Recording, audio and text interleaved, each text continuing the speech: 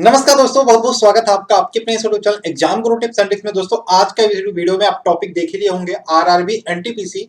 अभी तक जितने भी एग्जाम हुए हैं, फर्स्ट फेज का हो, सेकंड फेज का भी खत्म होने वाला है, तो हम देखेंगे क्या कट ऑफ जा सकता है एक्सपेक्टेड। सारे पॉइंट्स को ध्यान में रख के देखेंगे। मैंने लिखा है कि 55 नंबर वालों का सिलेक्शन हो सकता है या नहीं, इसके बारे में भी हम बात करेंगे। और क्या आपके लिए 100% सेफ स्कोर रह सकता है, इसके बारे में बात करेंगे। उससे पहले अगर जो आपने रेलवे ग्रुप डी का फॉर्म डाला है, एनटीपीसी का आपको एग्जाम है आगे, तो जल्दी से चैनल को सब्सक्राइब कर लो जो आपने अभी तक सब्सक्राइब नहीं किया। और एक बात और यहाँ पे मैंने मेंशन किया है कि आप सब लोगों को मेरी तरफ से बहुत सारी फ्री पीडीएफ आपको दी जाने वाली है। तो वो आपको कहाँ पे दिया जाएगा? टेलीग्राम ग्रुप में। और हमारा टेलीग्राम ग्रुप जरूर ज्वाइन करना, लिंक मैं डिस्क्रिप्शन में दे दूंगा। ये वाला पॉइंट है, ग्रुप डी वाले हैं या एनटीपीसी, दोनों लोगों के लिए है। ठीक, तो चलिए आइए वीडियो को शुरू करते हैं। उससे पहले चाहेंगे अनअकैडमी आपके लिए लेकर आया प्लस सब्सक्रिप्शन। आपका अगर जो रेलवे ग्रुप डी का एग्जाम है तो उसके लिए भी आप प्लस सब्सक्रिप्शन ज्वाइन कर सकते हो। आपको 10% का भी डिस्काउंट मिल रहा है, प्राइस हाइक होने वाला, उससे पहले आप यहाँ पे जुड़ जाइए। ठीक है, और यहाँ पे बात करें, लिंक डिस्क्रिप्शन में मैं दे दूंगा आपको, अगर जो जुड़ना हो तो जुड़ सकते हैं। यहाँ पे क्या क्या मिलेगा, 30 प्लस यहाँ पे बैचेज एवरी वीक यहाँ पे चलती हैं। 300 से ज्यादा क्लासेस पर डे यहाँ पे मिलते हैं। 70 से ज्यादा एडुकेटर्स यहाँ पे पढ़ाने वाले आपको। टोटल रिकॉर्डेड जो कंटेंट है 40, आप देख सकते हैं यहाँ पे क्या क्या इंपॉर्टेंट है, क्या क्या फायदे हैं। इसके अलावा बात करें, बेस्ट एडुकेटर आपके यहाँ पे पढ़ाने वाले हैं। विमलेश यादव हो गया, रोहित सर हो गया, दीपक सर हो गया, आपको पता है रीजनिंग पढ़ाते हैं। रजत कुमार सर हो गए, ये पढ़ाते हैं आपको। जैसा कि मैंने बोला, 10% का फ्लैट डिस्काउंट अभी भी चल रहा है। यहाँ पे क्या प्रोमो कोड यूज करना है? गुरु टिप्स, ये वाला प्रोमो कोड यूज करना मत भूलना। जैसे अगर जो आप 3 मंथ का कोई कोर्स खरीदते हैं तो आपको 2250 में मिलेगा, सिर्फ 10% का डिस्काउंट करके। 6 मंथ का सिर्फ 3600 में, यानी कि 6 महीने का सब्सक्रिप्शन आपका 3600 में, यानी कि 600 पर मंथ में आप यहाँ पे सब्सक्रिप्शन प्लस का ले सकते हो, आप रेलवे की अच्छी तैयारी के लिए। ठीक है, और अगर जो आप कॉम्बो बैच लेते हो तो इसमें भी आपको 10% का डिस्काउंट मिलने वाला। ये वाला प्रोमो कोड आप अप्लाई कर सकते हो, लिंक आपको डिस्क्रिप्शन में मिल जाएगा। तो चलिए आइए शुरू करते हैं। यहाँ पे हमारा मेन मुद्दा था, मेन टॉपिक था, कट ऑफ क्या जा सकता है एनटीपीसी का एक्सपेक्टेड। सारे पॉइंट्स के बारे में बात करेंगे। ऐसा नहीं है ये वीडियो में ऐसे ही लेकर आ गया हूँ। बहुत सारे बच्चों से बात करने के बाद, बहुत सारे आंकड़ों पे एनालिसिस करने के बाद, बहुत सारी चीजों पे रिसर्च करने के बाद ये सारी चीजें मुझे मिली है। ठीक, सबसे इंपॉर्टेंट बात मैं यहाँ पे जो बताना चाहूंगा कि आपका 20 गुना बच्चे पास होंगे। ये तो मैंने पहले भी बताया था, अभी भी मैं बता रहा हूं। टोटल 7 लाख बच्चे पास होंगे सीबीटी 2 एग्जाम के लिए। लेकिन अभी एक और जो चौंकाने वाला आंकड़ा निकल के आ रहा है, चौंकाने वाला खुलासा निकल के आ रहा है कि लगभग, ये तो मैं मिनिमम आंकड़ा ले रहा हूं, 40 से 45% बच्चे एग्जाम को ड्रॉप कर दे रहे हैं, एग्जाम को कहीं ना कहीं छोड़ दे रहे हैं, एग्जाम नहीं देने जा रहे हैं। यहाँ पे सबसे मैं कारण की बात करूं, क्या कारण हो सकता है कि इतने ज्यादा बच्चे जो है एग्जाम को छोड़ रहे हैं, नहीं दे रहे हैं? इसका सबसे बड़ा कारण जो निकल के आता है, एग्जाम का लेट होना, एग्जाम देरी से होना, 2 साल बाद एग्जाम होना, इसका सबसे बड़ा कारण ये निकल के आता है। 1 मिनट का टाइम दीजिए, मैं इसको चार्ज लगा लेता हूं, नहीं तो ये बंद हो जाएगा। ठीक, तो जैसा कि मैंने बोला, सबसे बड़ा कारण इसका निकल के आता है कि एग्जाम का लेट होना। और 2 साल लगभग टाइम हो गया, 2 साल बाद एग्जाम हो रहा है। इसके बाद दूसरा जो कारण मुझे लगा निकल के आ रहा है, आपको पता है अभी लगभग 2 से 3 दिन पहले एसएससी जीडी का फाइनल रिजल्ट आ गया, तो इसमें भी बहुत सारे बच्चे सेलेक्ट हुए होंगे। और इस बीच में जब से फॉर्म भरा गया, इस बीच में एएलपी के बच्चों की ज्वाइनिंग हुई, एएलपी के बच्चों की ज्वाइनिंग हुई, लगभग 35,000 वैकेंसी वो भी थी। ग्रुप डी के बच्चों की ज्वाइनिंग हुई, लगभग 60,000 वैकेंसी वो भी थी। और यूपीपी के बच्चों की ज्वाइनिंग हुई, लगभग 50,000 से ज्यादा बच्चों की ज्वाइनिंग इस यूपीपी में हुई। और भी अदर एग्जाम हुए, जैसे हम बात करें सीएचएसएल की ज्वाइनिंग हुई, ठीक है, सीजीएल के कुछ बच्चों की ज्वाइनिंग हुई जो जिन्होंने फॉर्म डाला था। तो ये सारे बच्चे भी इसमें से बात करें, सिर्फ 20% एग्जाम दे सकते हैं। यूपीपी का बच्चा ज्वाइन कर लिया, उसमें से भी 80% जो ज्वाइन के लिए एग्जाम नहीं देंगे। ठीक है, तो ये भी एक बड़ा रीजन कहा जा सकता है कि एग्जाम बच्चे छोड़ रहे हैं। मैक्सिमम बात करें, एक शिफ्ट में 55% बच्चे एग्जाम छोड़ रहे हैं। अब यहाँ पे ये तो आंकड़ा आपको लग गया कि जो 2020 में 2020-21 में एग्जाम हो रहा है उसका क्या हाल है। लेकिन अगर जो मैं आपको थोड़ा सा पीछे ले चलूं तो आप आएंगे 2016 में। 2016 में भी एनटीपीसी का फॉर्म आया था। स्टेज 1 की बात करें, अगर जो हम कट ऑफ की बात करें तो कट ऑफ के बारे में बात करें, अहमदाबाद में जनरल का कट ऑफ 73 गया था, इलाहाबाद अजमेर में 78 गया था, चंडीगढ़ में 82 गया गया था, 79 कोलकाता में गया था, किसी किसी जोन में 65-70 था। लेकिन एवरेज अगर जो मैं देखूं तो 75 से 80 था। अब ये मत कहना कि ये नंबर ऑफ क्वेश्चन है, इतने क्वेश्चन करके, या नहीं, ये नॉर्मलाइजेशन के बाद स्कोर है। क्या बोला मैंने? नॉर्मलाइजेशन के बाद स्कोर है। अब एक और आंकड़ा मैं आपके सामने पेश करना चाहता हूं। सबसे पहले आपको पता है, अगर जो मैं सिलेबस की बात करें एनटीपीसी सीबीटी 1 के, तो आपको पता है मैथ के 30 क्वेश्चन आने हैं, रीजनिंग के 30 क्वेश्चन आने हैं, GK GS current affair science के भी 40 क्वेश्चन आने हैं।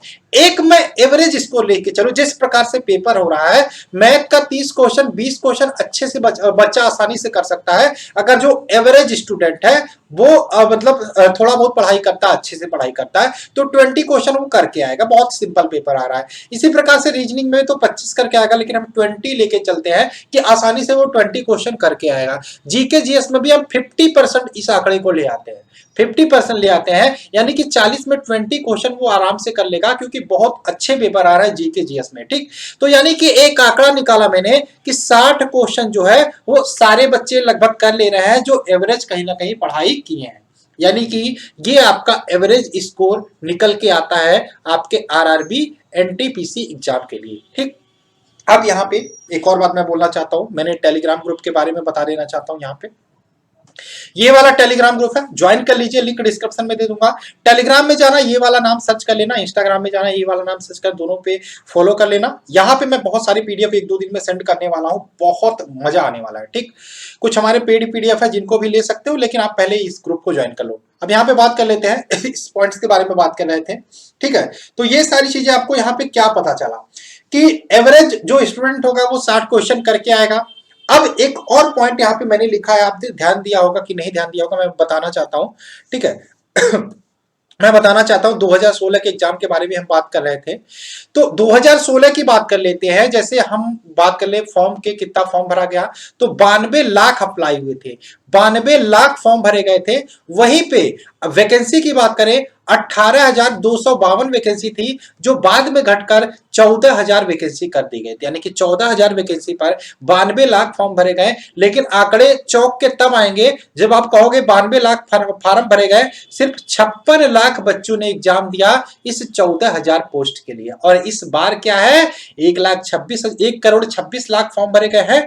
वैकेंसी कितनी है? वैकेंसी लगभग 35,000 है। वैकेंसी भी डबल हो गई है और फॉर्म भरने वाले बच्चों की संख्या डबल हो गई है। लेकिन मैं फिर से बोलता हूं, घबराना नहीं है। 50 से 55% बच्चे एग्जाम छोड़ रहे हैं। ये मैंने 40-45 लिखा है ना, ये मैंने एवरेज करके लिखा है। 50 से 55 तक भी छोड़ रहे हैं। आप जाके पता करो एग्जाम सेंटर से जो बच्चा देके निकलता है कि कितने बच्चे आपके शिफ्ट में एग्जाम छोड़े। तो इसलिए घबराने की जरूरत नहीं है, जिसने भी मेहनत की है उसका सिलेक्शन यहाँ पे होगा। अब यहाँ पे बात कर लेते हैं, ये सारी चीजें हमने जान ली, पिछली बार क्या था क्या नहीं था, सारी चीजें हमने जान ली। अब यहाँ पे हम आते हैं अपने कट ऑफ पे। ये आपने देखा एवरेज कट ऑफ कहाँ पर कितना कितना था। हम ये भी बात करेंगे किस शिफ्ट में इस बार आसानी से सिलेक्शन होगा, किस शिफ्ट का कट ऑफ सबसे कम रह सकता है और किस शिफ्ट का कट ऑफ सबसे ज्यादा रह सकता है। मैं एक और बात बताना चाहता हूं, यहाँ पे बहुत सारे बच्चे यहाँ पे बोल रहे थे स्टार्टिंग में, कुछ बच्चे डीमोटिवेट इसलिए हो गए कि बच्चा पेपर दे के निकलता है, बोलता है 85 क्वेश्चन कर लिया मैंने, और 85 कर लिया, 90 कर लिया। जब एग्जाम सेंटर से बाहर निकलता, अब देखो उसका लेवल देखो, एग्जाम दे के निकला, बोल रहा है मैंने 90 टू 80 टू 90 क्वेश्चन अटेम्प्ट कर लिया। एग्जाम दे के निकला, कॉन्फिडेंस लेवल हाई कि मैंने 80 टू 90 क्वेश्चन कर लिया। अब जैसे ही वो घर गया, जब पेपर मिलाता तो देखता उसके 15 क्वेश्चन गलत हो गए। यहाँ पे भी 15 क्वेश्चन गलत हो गए, यानी कि 80 के बाद 15 क्वेश्चन गलत हो गया। कितने पे आ गया? ये 65 पे आ गया। और इसका भी 15 क्वेश्चन गलत हुआ, ये आपका कहाँ पे आ जाता है? 75 पे आ जाता है। ये होता है, हर बच्चे का होता है। ठीक, जब पेपर मिलाता है तब उसे पता चलता है वो इतने क्वेश्चन गलत करके आ गया। अब वो बच्चा सोचता है कि हमने 80 क्वेश्चन अटेम्प्ट किए थे, 15 गलत हो गए, चलो 6500 सही है। लेकिन नहीं, आपको पता होना चाहिए नेगेटिव मार्किंग 1/3 होती है, और 1/3 का मतलब उसने 15 क्वेश्चन गलत किए, यानी कि 3 क्वेश्चन अभी और गलत हो गए, यानी कि टोटल उसके 62 ही सही हुए। और यहाँ पे भी 3 गलत कर दो तो 72 ही सही हुए। अब बताओ कि, अब मुझे एक चीज बताओ ये 80 क्वेश्चन सही करके आने वाला सही किया कि 65 क्वेश्चन जो एकदम 100% एक्यूरेसी के साथ अटेम्प्ट करके आ रहा है उसने सही काम किया? आप मुझे कमेंट करके बताओ। तो आप कहोगे सर ये जो 65 क्वेश्चन एक्यूरेसी के साथ सही करके आ रहा है उसने सही काम किया, तो मैं भी यही कहूंगा। आप एक स्कोर लेके चलो, आप एक टारगेट लेके चलो कि हाँ मुझे 70 क्वेश्चन ही सिर्फ अटेम्प्ट करने हैं, लेकिन उन 70 क्वेश्चन को 100% सही करना है। एक या दो क्वेश्चन की कोई दिक्कत नहीं, कोई गलती नहीं, हो जाता है। आप 70 क्वेश्चन को टारगेट लेके चलो, लेकिन 100% एक्यूरेसी लेके चलो। 70 इज, मतलब मैं बार बार बोलते रहा हूं, शुरुआत से बोलते आ रहा हूं, 70 क्वेश्चन से ज्यादा का जो 100% एक्यूरेसी के साथ कर लिया ना, तो आप किसी भी जोन से हो, जोन से फर्क ही नहीं पड़ता, आपका सिलेक्शन हो जाएगा। ठीक, अब यहाँ पे बात कर लेते हैं फेज 1 की, फेज 2 की। तो फेज 1 में पेपर लेवल की बात करें तो इजी प्लस मॉडरेट था, फेज 2 में भी यही था, इजी प्लस मॉडरेट था।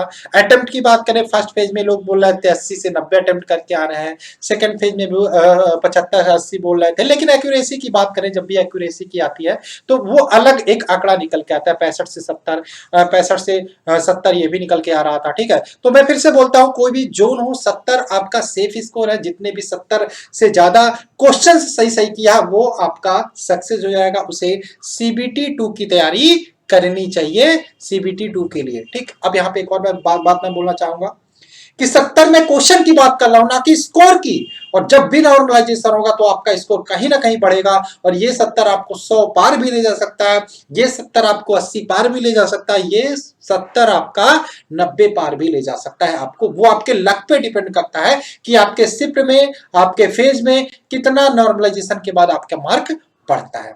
ठीक, अब यहां पे एक और चीज मैं बताना चाहता हूं, अगर जो मैं कैटेगरी वाइज देखूं तो जनरल होते हैं, ओबीसी होता है, एससी होता है, एसटी होता है। लेकिन आप सोचते हो कि जनरल से एसटी का सिलेक्शन आसान होता, लेकिन ये उल्टा पड़ने वाला। इस बार जनरल का सिलेक्शन आसान होगा जिन्होंने ईडब्ल्यूएस से फॉर्म डाला होगा, इकोनॉमिक वीकर सेक्शन से फॉर्म डाला होगा, और उन्होंने 60 भी क्वेश्चन सही अटेम्प्ट कर दिए है ना, तो वो तैयारी करे सीबीटी 2 की।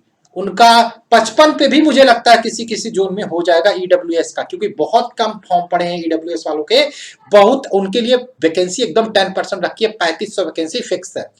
अब यहाँ पे कुछ सेफ जोन की बात कर लेते हैं, तो मालदा, कोलकाता, सिलीगुड़ी, ये तीनों सेफ जोन के अंतर्गत आ सकते हैं, जिनमें 60 क्वेश्चन वालों का भी सिलेक्शन हो सकता है, जो एक्यूरेसी के साथ करके आ रहे हैं।